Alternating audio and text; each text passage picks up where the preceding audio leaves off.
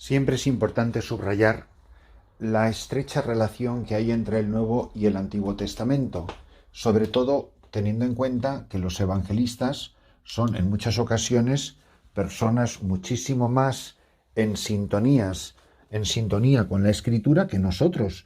Por eso nosotros leemos las lecturas del Antiguo Testamento o del Nuevo Testamento no con la capacidad de comprensión muchas veces ni de penetración que tenían las personas contemporáneas de Jesús, sino de una manera mucho más despegada.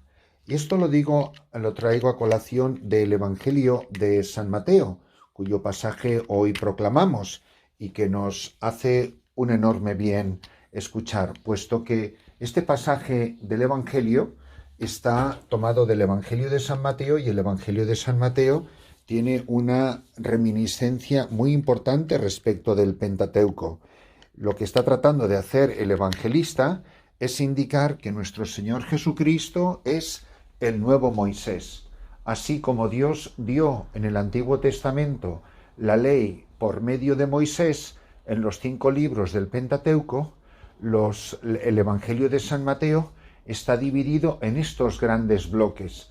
Así como Moisés recibió la ley de Dios en el monte Sinaí, ahora Jesús, en un nuevo Sinaí, subiendo al monte, va a superar, a perfeccionar y llevar a plenitud lo que Dios dijo al pueblo de Israel en el nuevo Israel, en el Sermón de la Montaña. Y así entramos de lleno en el capítulo 5 de San Mateo, en sus primeros 12 versículos. En aquel tiempo, cuando Jesús vio a la muchedumbre, subió al monte y se sentó. Mirad, como Moisés sube al monte al encuentro con Dios, así nuestro Señor Jesucristo sube a la montaña para hablar al pueblo en nombre de Dios, con la novedad radical de que Él es Dios mismo que habla a su pueblo en Jesús de Nazaret, el Hijo de Dios. Él es Dios hecho carne, es el mismo Dios que ha bajado a la cima del monte y va a hablar a su pueblo con palabras definitivas, palabras para siempre. Y además dice que se sentó. Siempre digo que en el Evangelio no hay nada superfluo, ninguna palabra está de más, todo significa algo, todo está inspirado por el Espíritu Santo. Sentarse no es señal de que una persona está cansada de subir a la cima de una montaña.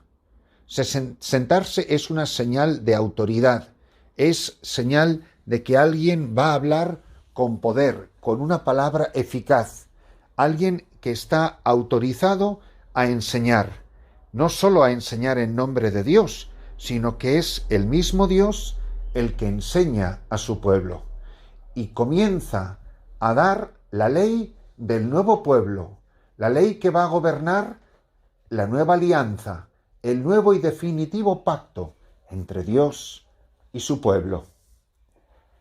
Dichosos los pobres, empezó enseguida a enseñarles. Dichosos los pobres de espíritu, porque de ellos es el reino de los cielos. Dichosos los que lloran, porque serán consolados. Dichosos los sufridos, porque heredarán la tierra. Dichosos los que tienen hambre y sed de justicia, porque serán saciados. Dichosos los misericordiosos, porque obtendrán misericordia. Dichosos los limpios de corazón, porque verán a Dios. Dichosos los que trabajan por la paz, porque se les llamará hijos de Dios. Dichosos los perseguidos por causa de la justicia, porque de ellos es el reino de los cielos. Dichosos seréis cuando os injurien y os persigan y digan cosas falsas de vosotros a causa mía. Alegraos y saltad de gozo, porque vuestro premio será grande en los cielos, puesto que de la misma manera persiguieron a los profetas que vivieron antes que vosotros. Mirad, la palabra de Dios nos presenta el comienzo de lo que se llama el Sermón de la Montaña, que se extenderá a lo largo de estos 5 capítulos, como un nuevo Pentateuco, como una nueva y definitiva revelación. Esto es lo que marca el sentido de la palabra de Dios. Y nos presenta un nuevo modo de vivir. Un modo de vivir que nos supera, que nos desborda, para la que nos sentimos completamente incapaces. Nadie puede vivir estas palabras sublimes de Jesús con sus propias fuerzas.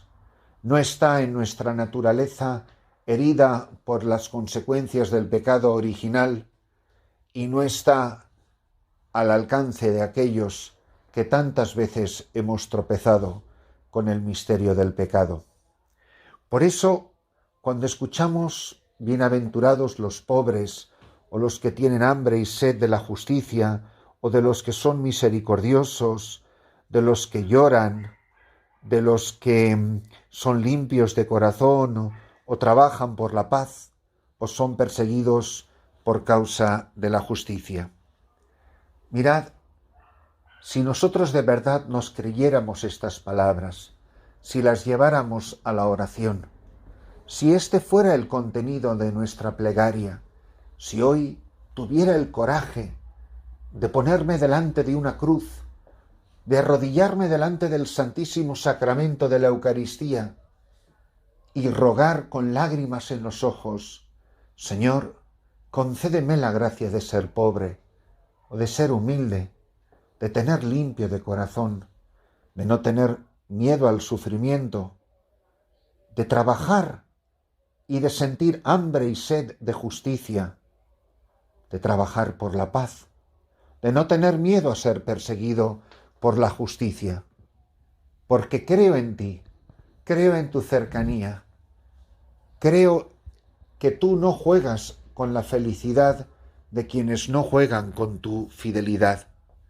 de que tú me quieres y me amas, y que no voy a ser un desgraciado si soy pobre o misericordioso o trabajo por la paz. Muy al contrario, que voy a ser feliz. Que precisamente en esto consiste la palabra dichosos, en esto consiste el llamarnos bienaventurados. Benditos nosotros, mis queridos amigos, mis queridos hermanos, si de verdad nos creemos estas palabras del Evangelio, las bienaventuranzas, el sermón de la montaña. Dichosa tú que has creído, le dice Isabel a María, dichosos vosotros, dichoso yo, dichosos todos, si de verdad como María damos credibilidad a la palabra que hoy se nos revela. Que yo me crea de verdad que si lloro como cristiano, seré consolado por Jesús, que siempre que sufra se me dará la herencia de la tierra, que cuando tenga hambre y sed de la justicia voy a quedar saciado, y que si yo soy misericordioso con los hombres mis hermanos, sé que alcanzaré misericordia. Dichosos los limpios de corazón, porque sé que si tengo limpio el corazón, te veré cara a cara, y no tras el umbral de la muerte, sino que te veré cara a cara aquí y ahora, porque contemplaré tu rostro, y te podré reconocer en la bendita Eucaristía, y en los hombres mis hermanos, y en los demás sacramentos, y en los pobres, y en los que lloran, y en los que sufren. Que no tenga miedo a defender a los pobres, a los oprimidos. Que yo me crea de verdad que si soy perseguido por causa de la justicia, sé que heredaré un día el reino de los cielos. ¿Cuántos sacerdotes, cuántos obispos, cuántos seglares son oprimidos, son perseguidos, sufren a causa de la justicia? ¿Cuántos padecen por defender los derechos laborales, los derechos humanos, los derechos religiosos de sus hermanos? ¿Cuántas personas hay ahora mismo en la cárcel por defender los derechos de los demás? A veces no le damos importancia, o quizá que incluso parece que eso no tiene nada que ver con nuestra religión, y no es verdad, tiene muchísimo que ver.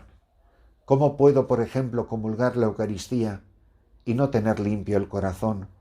¿Cómo puedo celebrar misa y no amar a los pobres y querer estar cerca de ellos y socorrerlos en su pobreza? ¿Cómo puedo trabajar por la paz y no darme cuenta que ese don brota del misterio de la comunión eucarística? ¿Por qué voy a tener miedo a ser perseguido a causa de la justicia, si a mí tú me has prometido el reino de los cielos?